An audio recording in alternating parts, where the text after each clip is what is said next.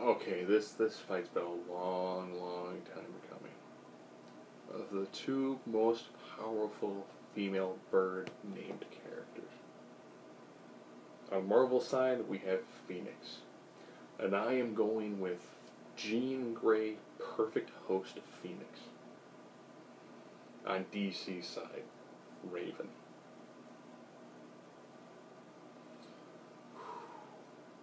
Jean Grey slash Phoenix has died, come back several times. Phoenix comes rise from the ashes. Phoenix, ironically, in the Marvel Universe, is connected to all life. One of the things I'm glad became canon is when Rachel Summers was Phoenix, she fought Galactus. Galactus made mention that they're kind of two sides of the exact same coin. Galactus eats the planets that are dead. He's eating, essentially, the past that's worn out. Phoenix takes its power from, you ready for this? The future. Yeah, sounds kind of odd, doesn't it? But the Phoenix, whenever she's using her abilities, is actually removing energy from the future.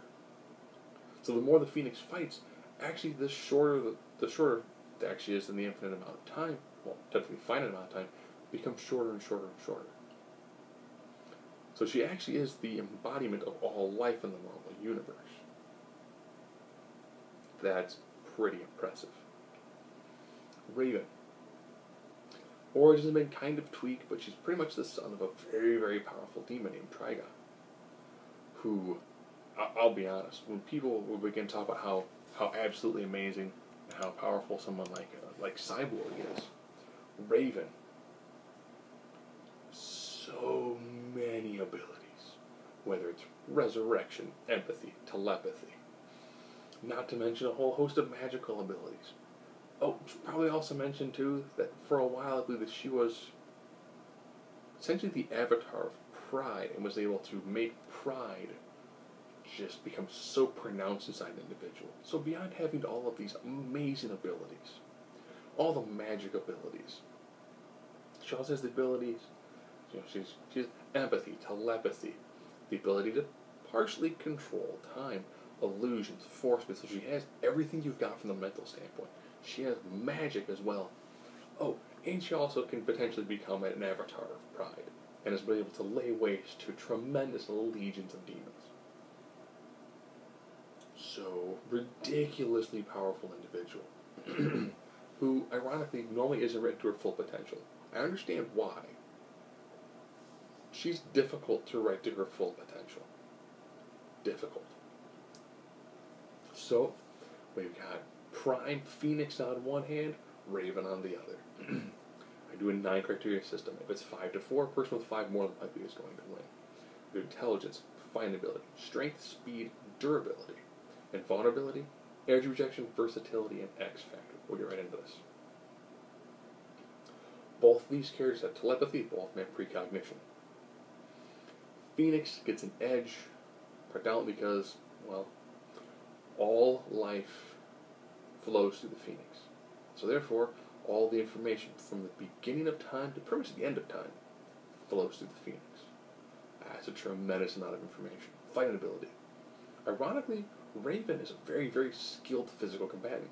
If these two were to drop all of their powers and just go straight hand to hand, remove all telekinesis, all telepathy, Raven would pretty easily do a number on Jean Grey. Yes, Jean Grey spent a lot of time being treated people like Wolverine. But the amount of people that Raven has beaten in the hand-to-hand combat is a very impressive list. I mean, she's got a tremendous amount of training. She doesn't need to use it, nor does Jean. Strength. This is going to come down to how powerful is it when they come to their telekinetic abilities as well as force constructs. And Phoenix is ridiculously powerful when it comes to telekinesis. And all other forms essentially of physical manipulation of force. Speed. They can both do interstellar travel. I'll give Raven the edge, because she actually can do very long-range teleportation, which Jean Grey doesn't really need to use as much, because her overall just speed by herself. But Raven does have long-range teleportation ability. Durability. Sorry. Jean is functionally immortal. If you destroy the Phoenix entirely, you've wiped out all life in the Marvel Universe. That's pretty impressive. Invulnerability. Again, this goes to Jean, and the Phoenix abilities. You know, Phoenix, unfettered, was able to take some pretty wicked abuse, and it's become split. So, not to mention the level of shielding and everything of that nature, just the amount of abuse and sheer raw power that you get from someone like the Phoenix is just impressive. Now I'm going to go slightly backwards now. Versatility. Yeah, both of them can control time. Both of them are functionally immortal. Both of them can resurrect. Both of them also have access to full telepathy abilities, full telekinetic ability. We're talking empathy, whole 9 yards. I will give the versatility edge to Raven. Part of the reason why is ability to become an avatar of fear is actually pretty impressive. Not to mention a tremendous amount of magical background. And if there's one thing that Phoenix has been shown to be weak to, ironically, it was the chaos magic. It was the hex magic. It was the stuff that Scarlet Witch was able to do. So she probably does have a weakness to some of the different magic that Raven can do. So Raven will actually be able to potentially hurt Phoenix. Not to mention all the different abilities that Raven's going to bring to the table. X Factor. This one I'm also going to give a Raven. You're probably thinking, well, that's kind of weird. And a lot of that comes down to when you think about the Phoenix. Phoenix actually has the 3 different forms.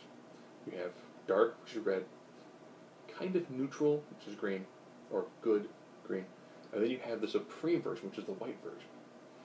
Ironically, you can still adjust Phoenix a little bit to transition from white back to red. And the main way to do that, of course, is to focus on the Pride. Raven. Really great when it comes to being a versatile avatar of the Pride of Sin. Sin of Pride, sorry. So if anybody could actually affect Phoenix to go from a higher energy state to a lower energy state, that for me the Dark Phoenix, it's actually going to be Raven. Because Raven actually can tap into some of that pride and can really, really bring that out to the forefront.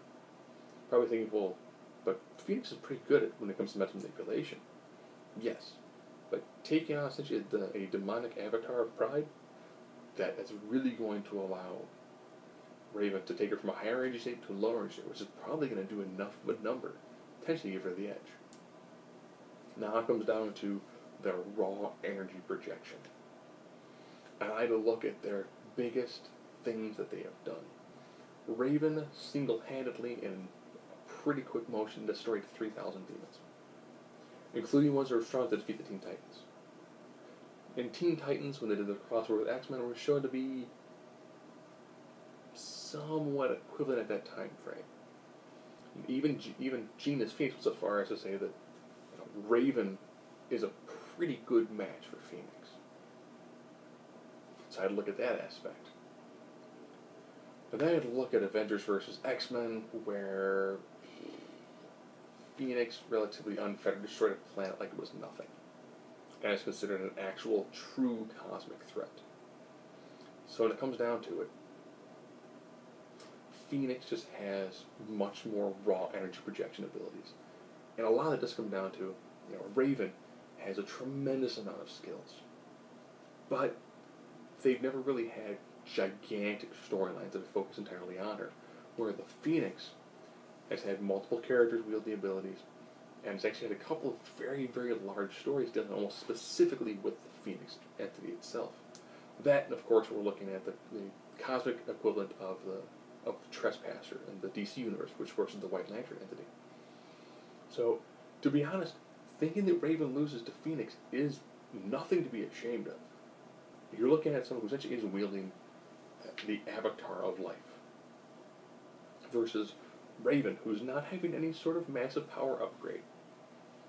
If I were to take any of the entities that existed in the Green Lantern universe before Lights Out, and if I were to toss one or more of them into Raven, if Raven were to also be wielding the powers of, Ion, or Parallax, ooh, she's heavy, or a Phaedron, or even the Butcher, If she to be wielding the powers of any of those entities, she's going to be able to defeat Phoenix. However, Phoenix, the Force itself, and its most prime abilities, is just too much for Raven to handle.